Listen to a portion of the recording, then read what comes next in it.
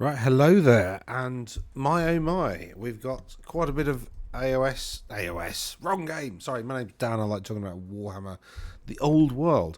We've got quite a bit of content today because they've just dropped an FAQ and an errata. So I think the first thing to do, they've updated some of the legacy army lists as well, which is pretty cool. So I might split this up into several videos. I'm not sure. We'll go through the rulebook FAQ first. I'm going to go through it. I've not read it yet. I'm going to go through it with everybody. But it's good that they've the FAQ inbox apparently is a thing. I don't know where it is, but it would be nice if they tell us whether to send our emails. But never mind. Cool. So let's have a look at this new FAQ 2024-04 rulebook errata. The rule was it was 12 pages. The rulebook errata is 8. What about good guys is 2 and evils is also 2. So yes, it's 12-page errata. The rumor was correct. And they've updated all the factions. So let's have a look what we've got. We've got while combat and order, a close unit, close order formation with a unit strength. Okay, so they fixed. So in the old FAQ, they said that close order only has to be one model wide in order to be in close order. Now they've said you get +1 combat if with a unit strength of 5 or more. So that means horses are unit strength 2, for instance. So monstrous infantry, I think, a unit strength 3. So essentially 2 ogres gives you close order. 1 giant gives you +1 combat. 3 cavalry give you +1 combat result. And then 5 infantry of another description. So essentially a lone champion doesn't give you your combat result point for close order. So that's good change. Good change. Well done, G-Dub. That's exactly what was needed. If during any single phase a unit loses, other than the combat phase, a unit loses more than a quarter of the models it contained at the start of that phase, it must make a panic test. Yep. I don't think anybody was playing it that if you lost a quarter of your models in the combat phase, you've got to take a panic test, but okay. Chariot runners. Yeah, I don't see how that's different. Evasive, maybe skirmish is a new thing. They have to be in skirmish, but you can't draw a line of sight. Can move through. Oh, hold on. I don't know whether they meant for that to be ambiguous or not, but I think they might have made it even worse. Sorry, I shouldn't laugh. So, however, my special rules: chariot runners, sight model, and can move through the in skirmish formation. And if the majority of models have this special rule.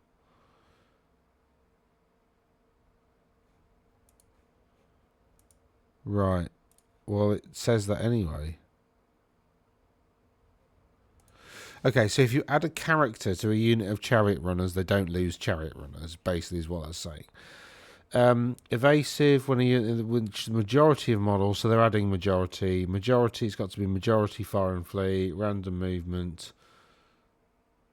When a model, roll the dice to determine its maximum movement. When a model with this special rule moves, roll the dice to determine its maximum. I think they've added the word maximum there. Let's have a quick look. Random movement. Whenever the dice rolled, roll the dice to determine how far it must move. Models. Oh, that's interesting. So, okay, so the random movement rule is written here. You have to move whatever the dice result is, because that's how far it must move. Now they've changed that to being its maximum move, so you don't have to move that far. To be honest, that's how I was playing it in my head, so I'm glad they've clarified it to... I've obviously misread that initially, so that's interesting, but I misread it and got it right accidentally. Unless it charged... the majority, again, reserve move, it just has to be a majority of models. Swift Stride, a unit which consists entirely of models with a special rule, increases its maximum by 3, may apply a d6. So that's the same. Swift Stride's the same, apart from it's got to be... Pardon me. It's basically... Swift Stride is an entirely ability, and lots of others have become like majority of models.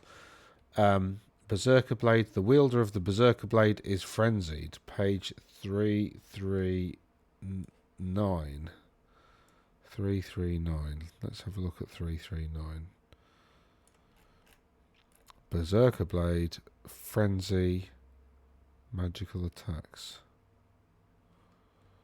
But yeah, I mean, okay. Apparently that needed clarifying. That if you have frenzy, you are frenzied. Okay. That's like the rule that says magical weapons have magical attacks. It's like, yeah, and model who's... So the bedazzling helm can't be put on monsters. Okay. Page 1. Bedazzling helm on... Oh, that's quite big. So unkillable dragons with the bedazzling helm.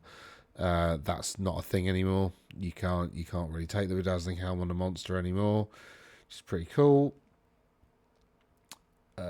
If the result, page 1 of the quick reference... Oh yeah, they put equals. Yeah. If I mark the position of the unit, then proceed to move it before putting it back where it was and moving it again, does this count as a take back? Yes, absolutely. I mean, okay. I mean, yeah, try enforcing that, because like everybody does that all the time. Like you want to measure out like where you're going to move stuff and get your opponent's consent to move it there, and the best way to do that is to actually just move the thing, mark where your unit was, move your unit, and then work out whether you can do it or not with your opponent's consent, rather than trying to second guess it with a... You can pre-measure anyway. I mean, to be honest, just to counter that, what I tend to do is I tend to tear up cardboard sticks and then measure the front of the unit, or measure where the unit maneuvers from based on that stick, and then tell my opponent, right, well, I'm going to put that there because I've measured that stick's movement, so I don't have to move the unit. So that's what I tend to do, because it's easier than moving actual models. However, I don't see any problem with that at all. This is a dumb thing, but whatever. Not that I disagree with GW very often, but I disagree with this. This is stupid. Of course, if you whatever. Maybe they're just trying to encourage people not to move units unless they know where they're going. But how's the close order unit of just one model act? Is it still a close? Oh, for God's sakes! This needed clarifying because it's so dumb. So basically, if you've got a unit champion surviving combat and it's just the champion, that champion is not a skirmisher now. It's still got an arc. All right, whatever. Does a unit count as being obscured when some of the models within it are behind others? No, a unit cannot be obscured from the enemy by itself. I mean, come on, who's asked that question? Right? I mean, oh yeah, because you can't see all the models in the unit, like the rear ranks. Does that mean that the unit's obscured? I mean, I want to know, if you've got like one of your models in cover, does that mean the whole mod unit benefits from being in cover? Because if it does, that's a bit weird, but okay. Wizard has a magic item that allows us to reroll a failed casting roll. Oh, that's really interesting. Bade was right. I had an opponent on Saturday who was saying that a miscast is not a failed casting roll. It's a miscast, which is a separate thing. So yeah, if you can re-roll a failed casting roll. Now, who that affects is, where's the good guys? Where's my good guy book? Oh no. Where the hell have I put that? It was in this folder last time I looked. What the hell?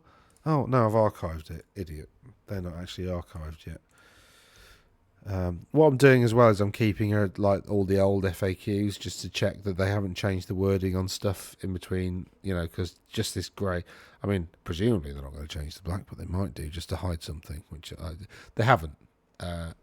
As far as I can tell, because I've been reading these as I go. That's more or less what it said last time. But anyway, good guys.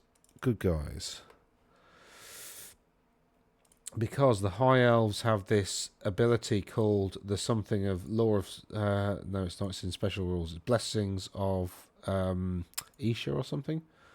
Liliath's Blessing. Single failed casting roll. There you go. Single failed casting roll.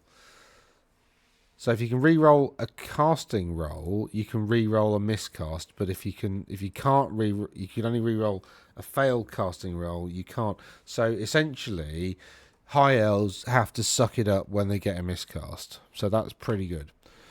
What happens to remains in play? Blah blah blah blah blah blah. Can a wizard with a physical attribute that counts as a type of armor make casting or dispel rolls? Yeah, I mean obviously because it's not armor. Duh. Yeah, we've given the Treeman Ancient the ability to cast spells. However, it can't because we've also given it something that's a bit like armor. Can a unit that rallies and reforms during the rally fleeing units move during the movement phase? Yeah, it can. Yeah. I mean, this is something I finally realised at a tournament. Can a unit move whilst locked in combat? No. Yeah, obviously.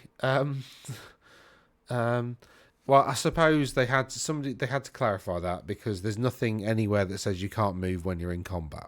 So then that rule actually isn't written down, but it's pretty obvious that it can't. But anyway, does a unit that has to declare a charge have to do so for any skirmishes unit lines obstructing?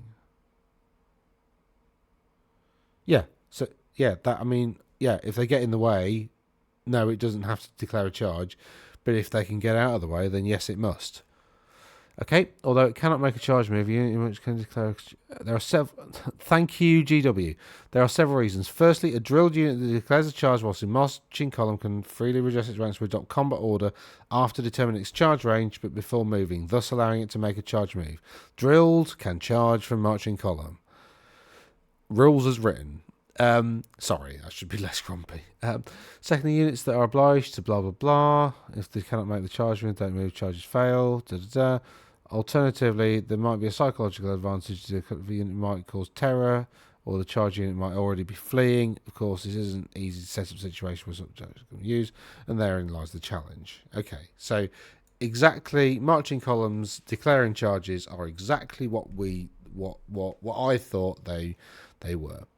If a drilled unit in marching column has to declare a charge due to being frenzy, can it choose not to use drill to redress the ranks? That's a good question, actually. If it's able to, no. So if you're frenzied and in marching column, you have to redress the ranks to enable you to charge. If I want to charge an enemy that's large target with a unit in mind that's in its front arc, but I cannot because the enemy unit can I charge? No, sometimes. Yeah, so that has come up a few times with me in games. So basically, if you want to charge a unit because you're in the arc, but there isn't space to fight in that arc, then you can't then charge the flank because the flank being the only arc that you can charge into isn't an excuse for charging in the flank. Some chariots are equipped with large scale. Who shoots, the crew, the beast, or the chariot? Oh, come on. Oh, for God's sake. Well, who do you think? Like, oh yeah, I've got a cannon that's on top of a rhino with an ogre holding it. Who shoots the cannon? I thought the ogre. Combat. Models in the fighting rank that are killed before their chance to fight cannot be. The model Model can make a supporting attack if the model in front of it is slain. Yes. Yes. Yes. Yes. Yeah. So models in the second rank making supporting attacks can fight. That was a debate very early on where people were trying to work out what all that meant, but they've sorted it. How many attacks can a model with a split profile make if it's in the fighting rank but not in base contact with the enemy? Not model, but several, all showing them each model. In the case of a cavalry model, there'll be one attack from the right. Ah, if it's in the fighting. Now, I thought it said somewhere that mounts couldn't make supporting attacks.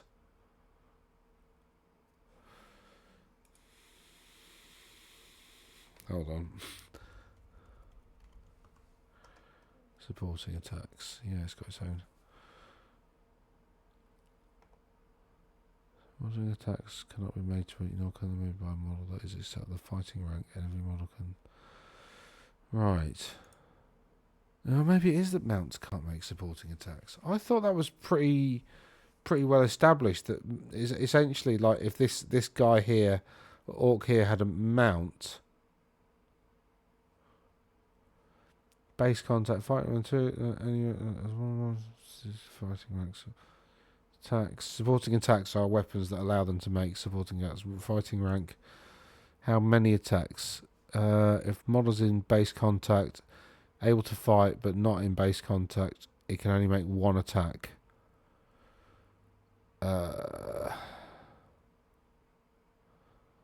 Stepping forward, blah blah blah, blah blah blah, blah blah blah. No, it doesn't actually say that anywhere, does it? So mounts do get supporting attacks. Well, not supporting attacks. Mounts in the... Does it say that somewhere else?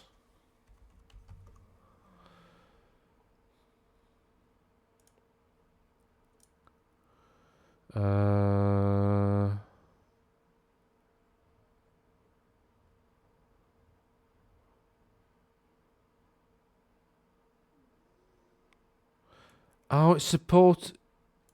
I've been thick. Yeah, because so if you're in the fighting rank, I've got this wrong. If you're in the... And it's actually rules as written. I feel like an idiot now.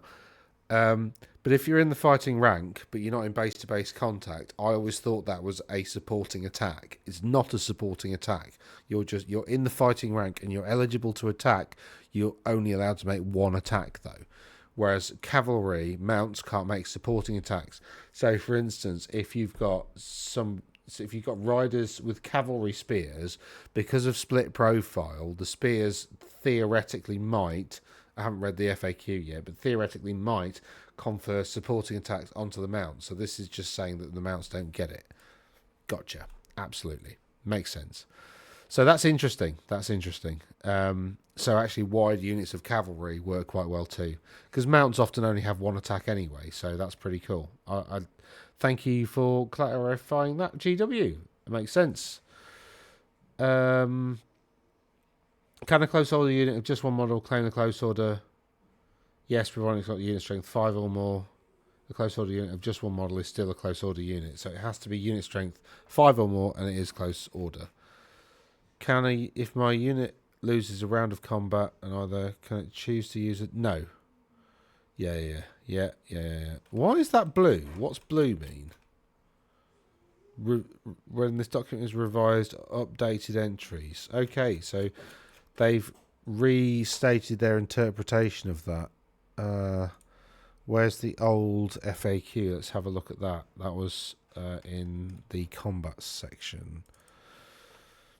So what did they say last time? Shooting combat. So this says, no, they remain locked in place and engaged once the follow-up...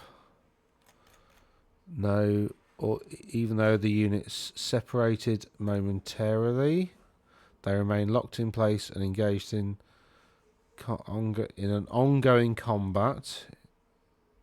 Okay, so they've added the word ongoing once the follow-up or pursuit move has been made. In other words, because the combat is ongoing, neither unit is able to swap one weapon for another.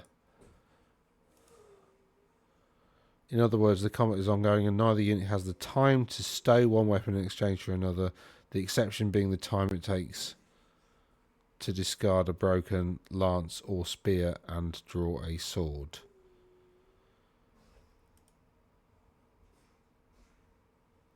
Like, what's the difference?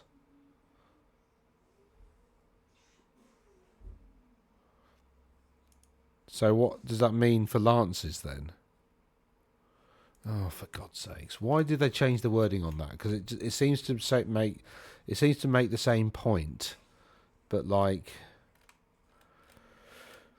oh, I always forget where the bloody weapons are. Combat weapons. Here we go.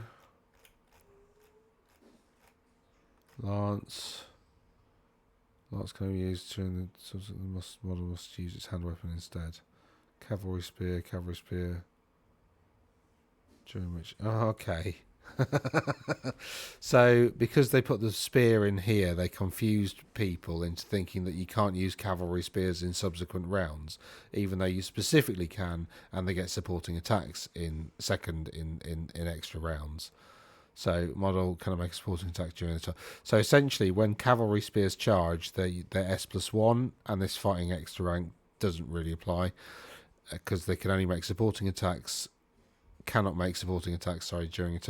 So essentially, if a unit of cavalry spears, like 10, charge in the first round of combat, the front 5 fight with strength +1, and then in the second round of combat, the strength goes back to normal, and their armor piercing modifier disappears as well. So the strength back to normal, 0 AP. However, they get 10 attacks because the second rank can fight. Riders get 10 attacks. Obviously, the steeds don't get supporting attacks.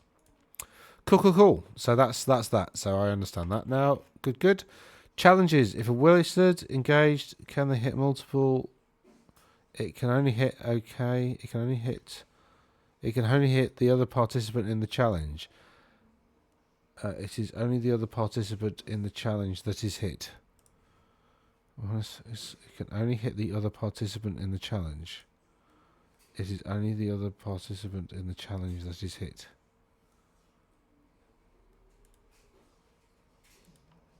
It can only hit. It's the same words. I don't understand what they've changed there.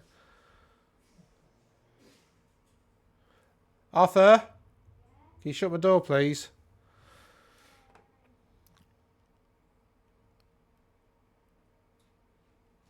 Right. So this refers to. Thank you. This refers to a spell in. I can't remember which lore it is. There's one. Is it Dark Magic? I think maybe where there's a template assailment. So I think what they're saying is, if the wizard's in a challenge, can I cast this template and then hit other stuff as well as the thing? But the answer's no. But I don't know how that's much different to what it was before, other than the grammar is slightly clearer, but same meaning. If one participant in a challenge causes input hits or makes stop attacks, where are they directed? They are directed against the other participant in the challenge. Yeah, of course. If one participant in a challenge is killed, can other models engage in the same combat direct their attacks against the survivor during the combat phase when it's their turn to fight? No. Correct? Yep, I agree with that. Does the Armor Bane X special rule apply to spells cast by the model such as Assailment? No, of course it doesn't. Can a drilled unit... Now, this is something I heard the other day, and this is massive. Can a drilled unit redress the ranks before giving ground? Yes, a unit that gives ground is not a fleeing unit. Note that, as mentioned previously, should any part of the unit cross beyond the edge of the battlefield, it is intentional that a drilled unit might be able to avoid this fate. So if you're going to give ground, like if you're going to get pushed back 2 inches, drilled units can redress the ranks by up to 5 models. That means if you're hitting the flanks, you can redress the ranks to before you move. So before you move back 2 inches, you can redress the ranks to kind of get back. You can make your formation very long. So if your opponent follows up, you've then got more models in combat, right? So that's pretty cool. A unit, but it says here, yes, a unit that gives ground is not a fleeing unit. So I heard that you can use drilled before making a flee move because you can use it to redress the ranks before a flee. So if you're falling back in good order, you make a flee but automatically rally. That doesn't seem to be in here. So that's another question for the future, really, isn't it? Do effects that modify a model's movement characteristic also modify fly? If a model has fly X, the number is essentially a second movement characteristic. So that's also quite massive for the law of demonology, in that essentially you're allowed to give a unit fly 12, and there is another spell that increases their move by 1. So actually you can get a unit of Chosen flying 39 inches across the table if you manage to get both those spells off. So that's insane. Can a model with 2 versions of fly combine both and fly further? No, use the best. Yeah, fly doesn't stack, basically. If a unit with frenzy has 2, does it have to use the greater? Yes. Yeah. I love it when they actually comment here. Like, tactically, you might want it to, not want it to, but a frenzied Lord of Chaos on a mighty dragon doesn't care about your tactics. If a unit that's subject to frenzy become frenzied, again, a unit is either frenzied or it isn't. Multiple frenzy. It's not frenzier. Can it with random move, special move around or past an enemy unit out of one arc and into it before? No. Yeah.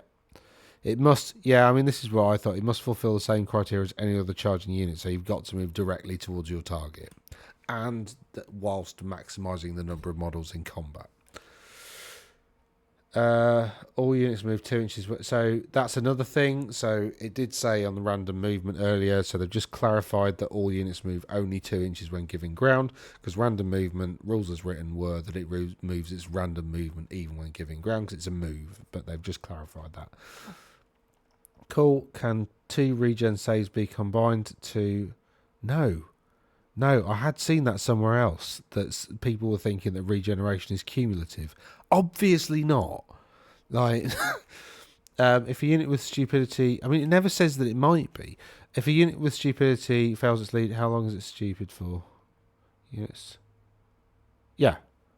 Units test for stupidity in each of the start of turn. By extension, the unit that fails remains stupid until it passes a subsequent test. I want to know what happens to a unit that's stupid and frenzied. So if a unit that's frenzied fails its stupidity roll, does it still charge as normal? Because wouldn't it be more susceptible to frenzy if it's stupid? Like, why would it suddenly forget to charge if it's frenzied? And that, to me, thematically doesn't make sense. I can understand why from a rules perspective they've done that, but thematically I'm not sure that frenzy, the stupidity overrides frenzy. But, whatever. If a unit of skirmishers succumbs in which they could fit towards the nearest... Okay, so skirmishers, if they were moving, they keep sort of trundling on in that direction, and if they did not, towards the nearest enemy unit.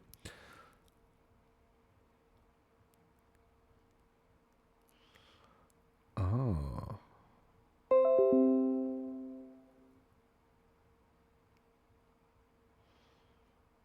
Because models with this special rule delight in running down...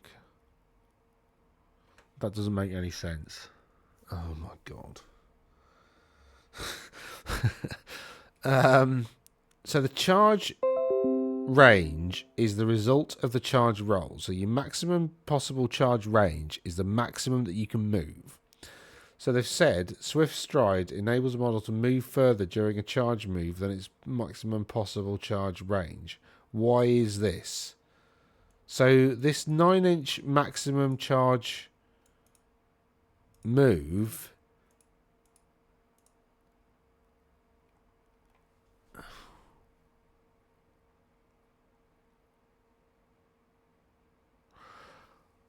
Huh.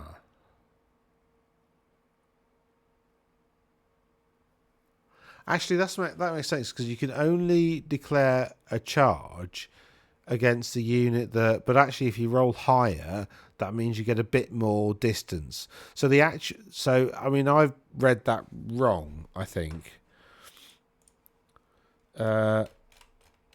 Personally, because I thought the charge range meant the charge distance. But that seems to suggest that's not correct.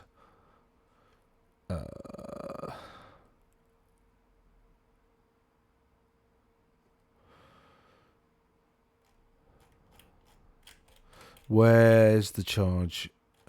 Where's the charge move thing? Marching, blah blah blah, blah blah blah.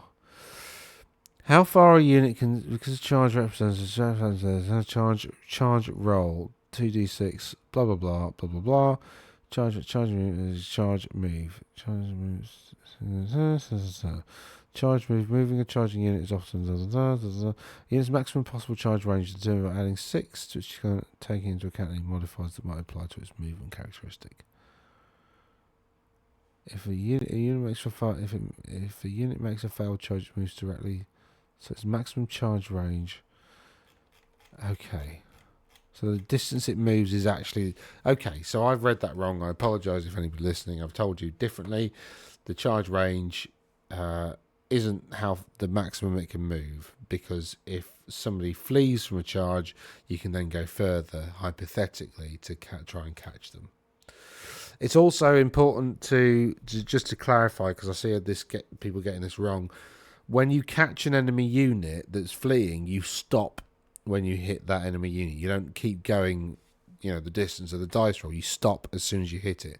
So it's important to move the fleeing unit first, leave it there, and then roll your charge. And then if you make contact with that unit, you've caught it and it's dead, right?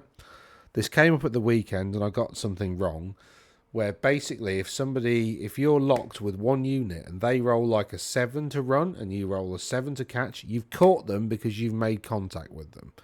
Only very briefly. So you make contact and that unit is then destroyed because you've caught them. Anyway, characters amounts can I use... if a character wears magic armor but I choose to use the mount armor value, can I still claim other benefits conferred by the magic armor? No, you must use it. Yep, correct. If a character mounted on a ridden monster or chariot carries a shield, does that include the mounts? No, because it's not carried by the mounts. If a warband character joins a unit that isn't a warband, does the unit's rank bonus modify their leadership characteristic? No.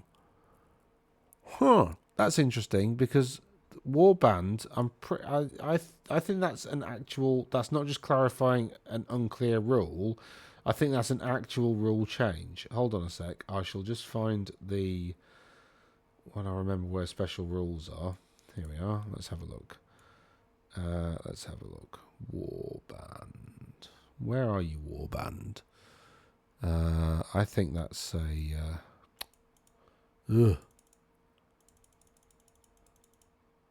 The problem is the book's very long, and so a slight little movement. I did click on special rules, didn't I? Right, I went way too far. Where are you? VW. Here. Unless it's fleeing, a warband gains a positive movement equal to its current rank bonus. A warband... if the majority of models in the unit have this special rule, it may re-roll its charge roll. Which is something that a lot of people forget. Warband gives you a re-roll charge roll, which is pretty cool. Okay, so a model with this special rule may re-roll a idiot. Okay, so warband character, but the warband character... Okay, that is a rules change, not a clarification, because rules is written, if you're a warband character and you have a rank bonus of 3 because you're in a horde unit, that rank bonus should add on to your leadership. So, whatever. That is a rules change. Only slightly, but it's a rules change. Some magic weapons or special rules allow specific models within a unit to be targeted. Do such attacks ignore the lookout, sir rule? No. So, Way Watchers, you can snipe characters, but they still get to do lookout, sir, obviously. These special rules conferred by a model's weapon apply to attacks made by the model's mount. No. Any rules conferred by a weapon, magical or mundane, only apply. Specific rules apply to that particular weapon, and special rules apply to the wizard is armed with a sword of swiftness. Attacks made with the weapon are strikes first. Wizard cannot claim that wielding the weapon allows him to cast assailment spells at initiative 10. Haha! This is interesting. So if you've got an assailment... I wonder if they're going to fix that. To give another example, if a model has a special rule unique to its faction that grants additional rules to a hand weapon, the crew of an Orc Boy chariot that have chopper special rule, for example, rule applies only to actual hand weapons or chariot crew. Oh my god, no, choppers doesn't do that. Choppers is one of those. Oh, for God's sakes. Have they changed it?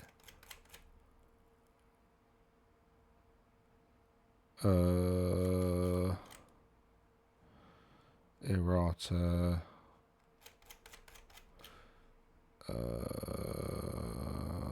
No. Hold on. Let's get the Evils army book up, because I'm pretty certain, unless I've massively misread that. Choppers. Non-magical. It doesn't say like it only applies to hand weapons. Did they mean it only applies to hand weapons then? It grants additional rules to a hand weapon. I mean, it grants additional rules to all weapons.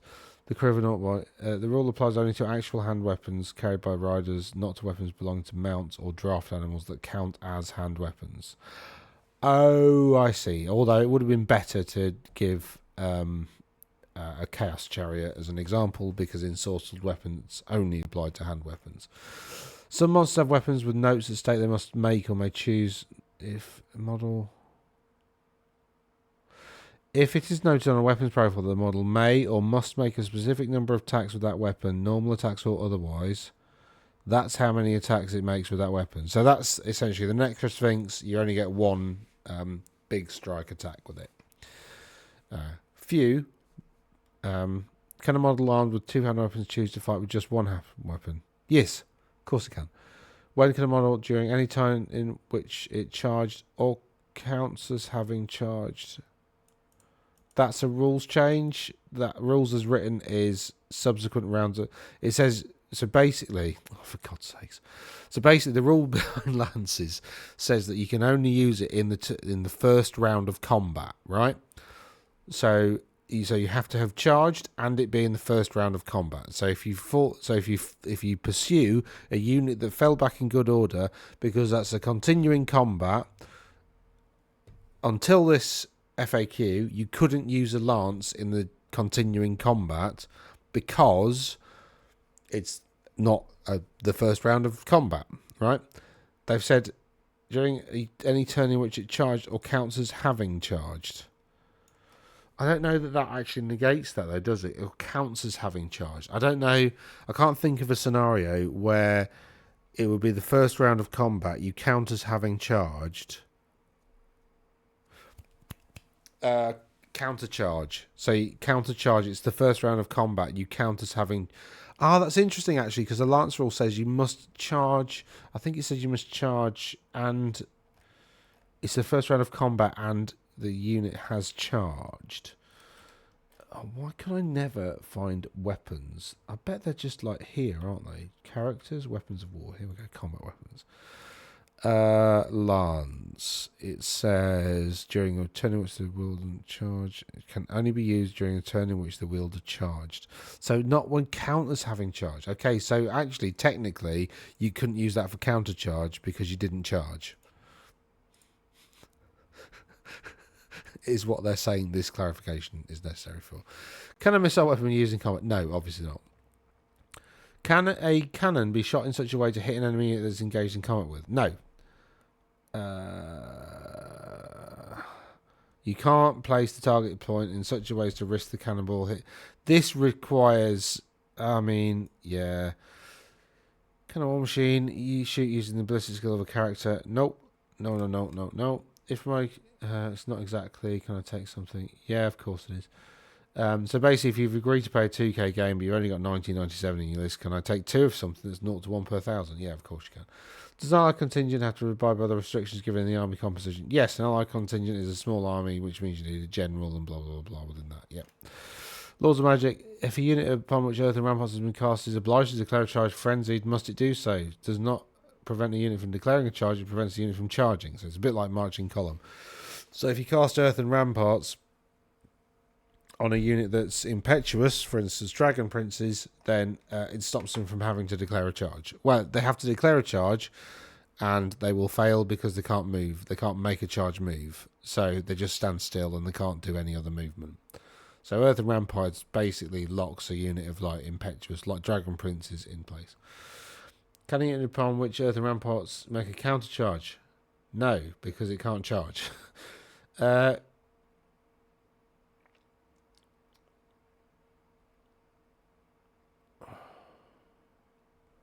Can the spell Spectral Doppelganger from the Law of Illusion be used with a magic weapon that allows the wielder to make only a single attack? No, weapons are limited to a single attack, can only inflict a single hit.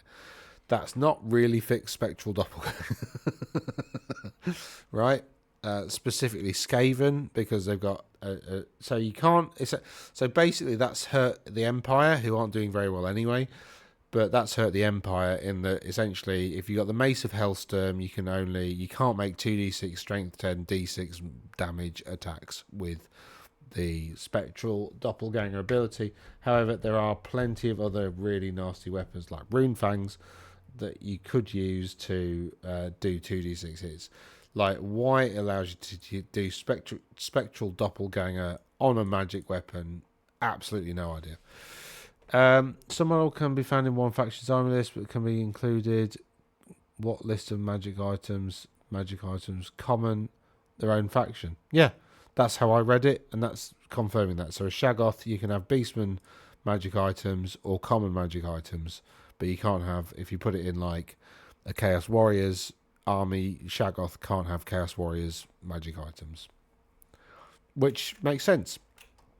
So that's the rulebook FAQ, and where are we up to? So I think there's a lot of clarification there. I think Spectral Doppelganger still needs sorting out, and I think the question needs to be answered as to drilled before falling back in good order, because it says you can redress the ranks before making a move. So okay, so we're up to 40 minutes, so let's have a crack at doing the good guys errata.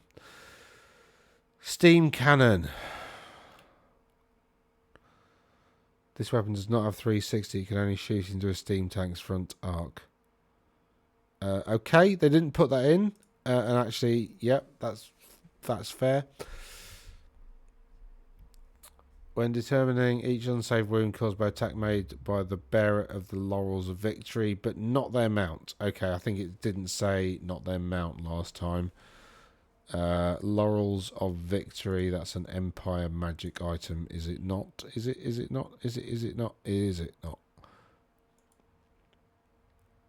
Laurels of Victory made by the bearer is worth, so yeah. So they basically said the you can't use that for wounds caused by the mount, which is okay, makes sense, but deparring the Empire is not a good idea. Wizard staff is 0 to 1 per wizard. What did wizard staff do? Wizard staff +1 modifier when attempting to custom. So you can have a wizard lord with 5 sticks, just sort of duct tapes them together and goes +5 to cast. Very good, very good. Oh, I kind of wish I'd spied that. That's quite cool and also very silly. So yeah, 0 to 1 per wizard. To represent this, some models may be given a knightly virtue. A virtue does not affect the model's mount. Each virtue... this is... Okay. So this has killed off the... not killed off, but made significantly worse the Bretonnian ability to... I keep going to the wrong thing, don't I? So the Bretonnian virtues only apply to the rider and not the mount, which is fair enough. Fair enough. We don't want that. An honour does not affect the model's mount should it have one. A unit in lance formation may claim a boat with a unit strength of 5 or more. So they've changed lance, so it's not just one model. They've changed the lance. The lance is not a close order formation. It's a lance formation, but if you're in lance, you get +1. So basically, as long as you've got a lance of 3, you get you +1 for lance. Are worth... What? You just clarified that there. Why did you write that twice?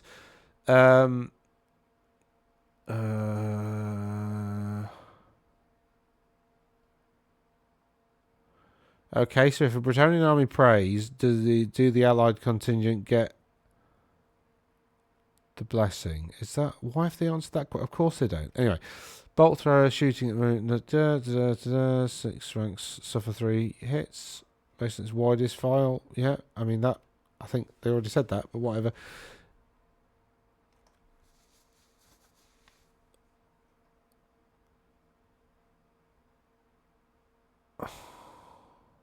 So extra base size in lance formation, whatever. Put it wherever you like. So Duke or Baron can go at the front. So this is so the banner doesn't have to be at the front, obviously. Every unit model on the outside. How many?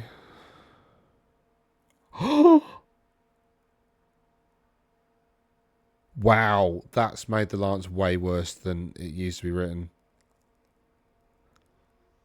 So the full fighting rank is now in base contact with the lance. It was before, it was just base contact. So if you think you've got a lance, you've got a guy at the front on his steed, he might be in combat, in base to base combat with 3 models, and that means a lot of other models only get a single attack.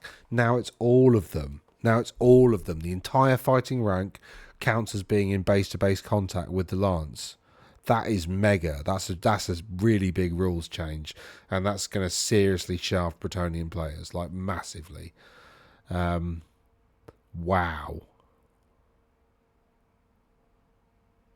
So actually, if you're also, oh my god, this is really big actually, because that means that units that are also in between are covered. It's like an accident. So you could accidentally charge a unit, and then because there's a unit in there, they have to engage you and then blunt your lance. So you lose the lance. Oh, they've not thought this through. This needs to be way more words and pictures and stuff just to explain all that. This is really big. Oh. So there was a thing with way stalkers being able to take like the Ruby Ring of Ruin and like snipe stuff with the Ruby Ring of Ruin. They said no.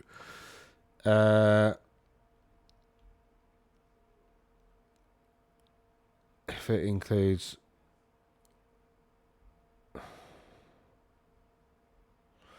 Okay, so wood elves. So you can't take a wood elf contingent within a wood elf army to place 2 woods down.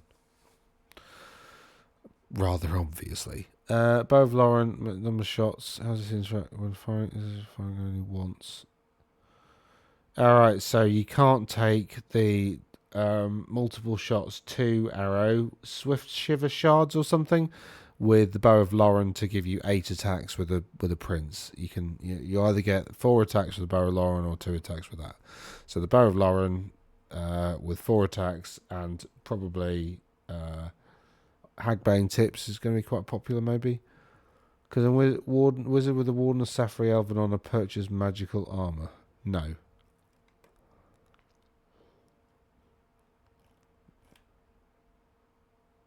Why not? Actually, I mean, I don't like elves, but like high elves, but like, why not? Elven honors. Isn't that the one that says you can have armor?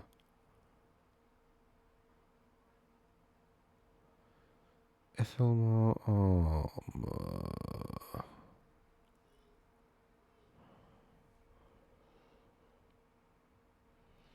Isn't the one that gives you... Oh, whatever. No, actually, that doesn't make any sense. Warden of Safari, Elven Honor.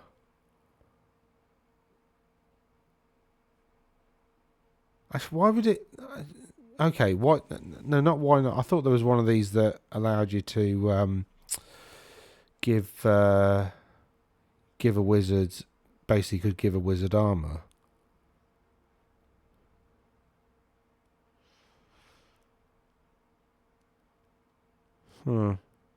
No. I don't really understand. Yeah, I thought... Oh, sorry, I was... Yeah, so why would it is the question, rather than why not. Okay, well, that's the good guys. So this stuff on the lance is absolutely massive. That's annoying. Everything else kind of makes sense. They've sorted out the virtues and stuff. They go... So essentially, rather than tinkering with a split profile rule, they're going through everything line by line and just working out where split profile goes wrong and trying to correct it. What they haven't corrected, because they're idiots, is well, maybe they meant it. So this guy here, High Elf Lord, has Strike First as Special rule does not apply to a model's mount should it have one. Oh no, no, it's just me. It's just me being an idiot. They've actually said here, yeah. So the dragon doesn't get strike first because it says so there. Right? No, I've just misread that. Cool. They've already fixed that. They're not idiots. I'm the moron. Apologies. Right. Anyway, let's have a look at the evils. See what they've done. If you unit 90 goblins, still contained. Yeah, of course you can. Yeah. So if you've 90 goblins in combat, can you release your fanatics? Yep. If a fanatic moves into contact with an enemy that's engaged in combat, does it hit the unit that is engaged in combat with as well? Units, the line does not pass through. So if a fanatic moves into contact with a unit that's engaged in combat, does it hit the units that it's engaged with as well? No, just the units that it moves over. All goblins fear elves. If a unit elves causes fear, does that lead them to cause terror in goblins? Good question. The answer is no. It's just fear. If a character is mounted on a chariot with a mark of chaos undivided, do I benefit the characters, or do, if you want a chariot, you have to, yeah, obviously. If you want a chariot mount to have the same benefits from mark of chaos that its rider have, you have to pay the points to give the chariot the mark. Okay, so what they're saying is if you put a character with a mark of Nurgle on a chariot, you've got to give the chariot the mark of Nurgle.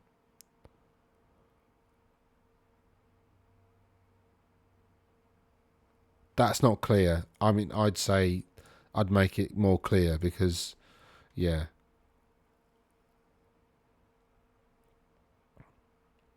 Because it doesn't say you can't put like a character with the mark of Nurgle on a chariot with the mark of Tzeentch. Maybe it does somewhere in the Chaos book, but Hag Tree Fetish doesn't affect bound spells. Yeah, which I thought, okay, maybe not clear, but they have said elsewhere that bound spells are cast by the item, not the caster, and the Hag Tree Fetish only affects the caster. But still, Hag Tree Fetish is still pretty good. More than one? No, they've made it absolutely clear. Decapitating Strike is a single additional attack.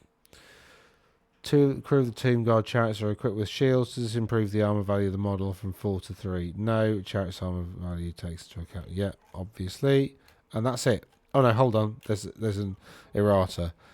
Gigantic Spider gets moved through cover. Chaos Steed gets countercharge. Yes! Excellent. That's fixed the list that I want to build for Chaos now.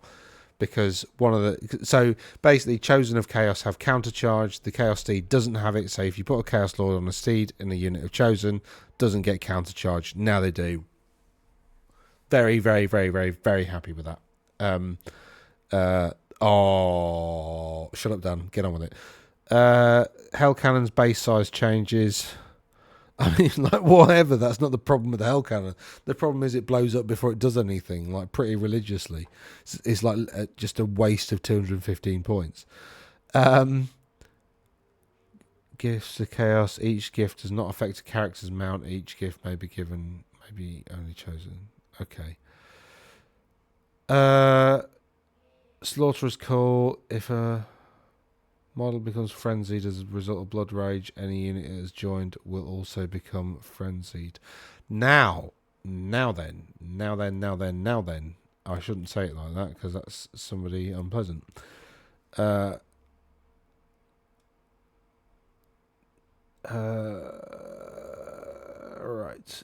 Character. Sorry, that's a cultural thing that's stuck in my subconscious, isn't it? Great. Slaughterer's Call page. It even says the page on there. 94 Slaughterer's Call. When this model is frenzied, any unit it is joined will become frenzied. So they've changed that, so you can't just make it frenzied because there's a dark magic spell that makes it frenzied. So you cast that spell on this Minotaur like a Doom Bull, makes the Doom Bull frenzied, and then that makes the unit frenzied.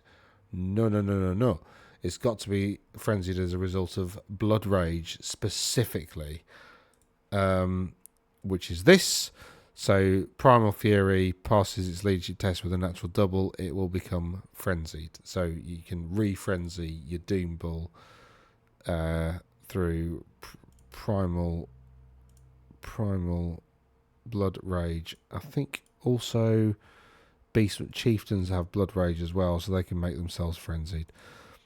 Yeah. So you can't like. Actually, no, because the dark magic spell I think is until the end of the turn, isn't it? It's not like a perma frenzy, but is it or does frenzy last forever? Hold on, let's have a quick look at dark magic. It's called Battle Lost. Until the end of the turn, gains frenzy and hatred. Yeah.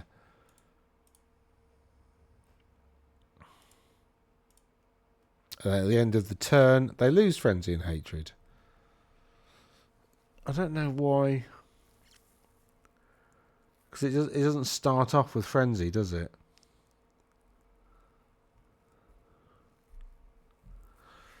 I don't know how that impacts. Mark Wildman, who I played at the weekend, would get this because he, there's something about frenzy on him, but I think that's possibly made his list slightly worse, but I don't think it's much of a problem. Some models may be given mutations do not affect amount. So if you put it on your obviously. Under the options, change the cost of upgrading one model to a crusher to 7 points on page 40 for Badland Bulls. Arcane Journal, Badland Bulls. We haven't looked at that yet, so I won't go through that. So that's the Evils Errata. So we're about 56 minutes in. Rather than go through all the sod it. Let's go through the legacy factions. It just might take me a bit more time to set up.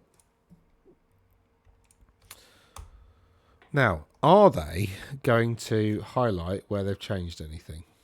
That's the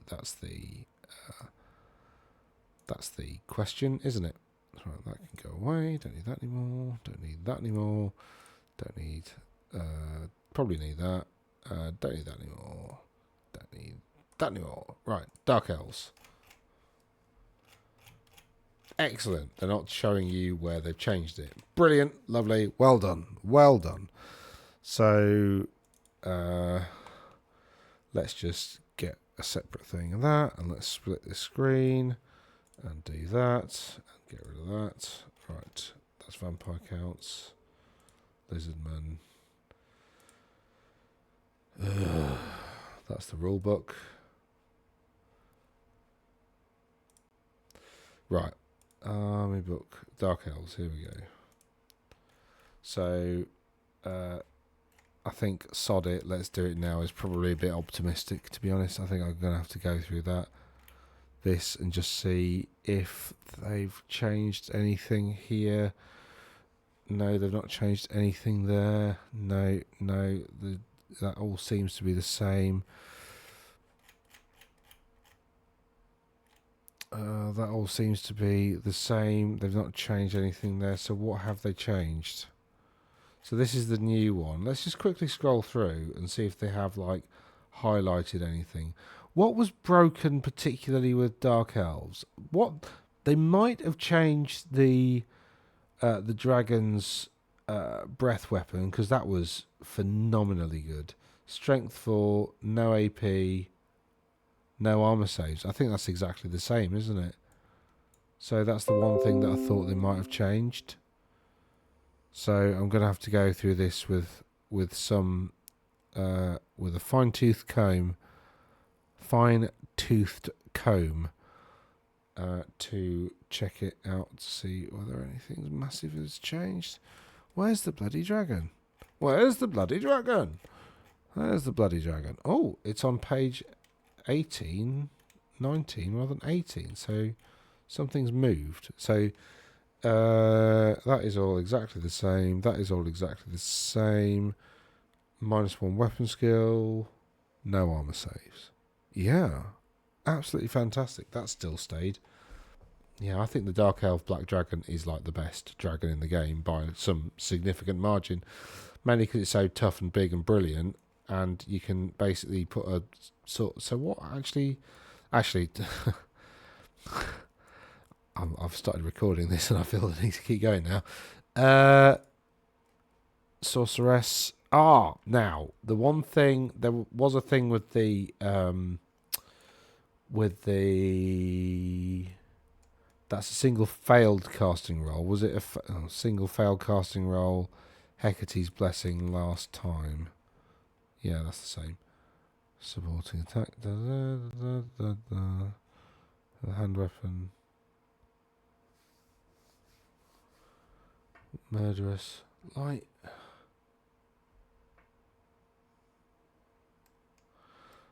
Murderous was broken, right? Because it doesn't apply to like witch elves. Like literally the only model that has the murderous keyword that might have a hand weapon to fight with is a sorceress. Like everything else with a murderous keyword, like it just does nothing to, because they've got multiple.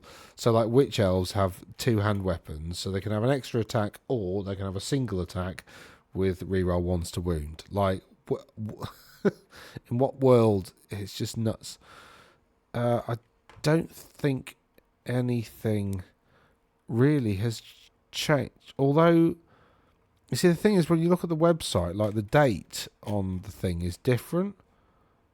So, but I don't know anything that was massively broken about them. They've not changed any points for anything. They've not started fiddling with the points for stuff yet. So, you know,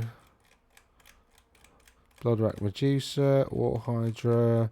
Then we should have a Manticore for 130. Then a Black Dragon for 280. Then Bloodrack Shrine for 175 with that many keywords. Yep. Cold One Chariot 125. Same. Scourge Runner Cauldron. Same. Blessings of Cain. Yes. That's all exactly the same. Doomfire Warlocks, Cursed Coven, Bound Spells and stuff.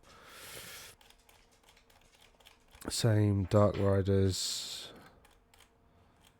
Harpies, Darts of Death. See, look, they have Murderous, but they've got like 2 hand weapons. Yeah, so they've got 2 hand weapons, so they haven't actually got they haven't actually got a hand weapon. Oh, they have, I suppose. But what? Oh, I don't know. Hand weapon and lash and buckler.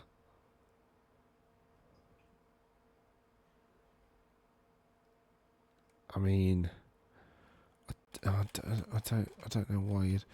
Anyway, shades look to be the same.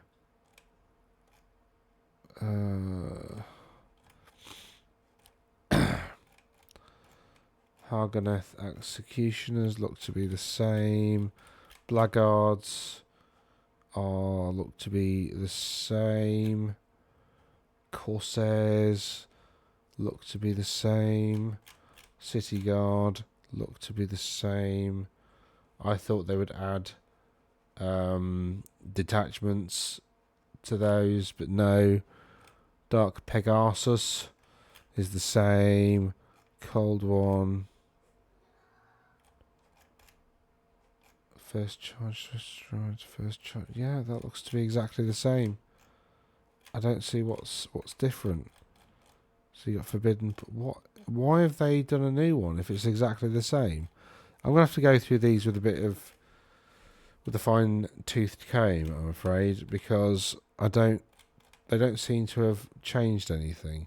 Certainly not for the Dark Elves, although the Dark Elves are doing alright. What about Ogres? They've not got version 2 or something on it. They've just sort of... So if you look at the FAQs on the website, like these have got, 9th of the foot. So it looks... They say updated, right? So what's been updated? Like... I don't understand. Where's the update? How do we know what's been updated? Is there like an extra page at the end with like... No? Click. Oh my god. Okay, so that's going to take a while to go through. But anyway, yeah. So there's some interesting changes to the rule book. I like the drilled stuff. I like the clarification of various moves. I like the fact that pretty much everything that seems to be massively broke. The only thing that they haven't really fixed is Spectral Doppelganger. That's still a pretty nasty thing. And the Hagbane Fetish, that's still pretty nasty, but everything else seems to have been fixed or clarified. So well done, Games Workshop. This is a really good set of FAQs that I think's clarified things to no end, really. But anyway, thanks for watching, and I'll catch you again soon.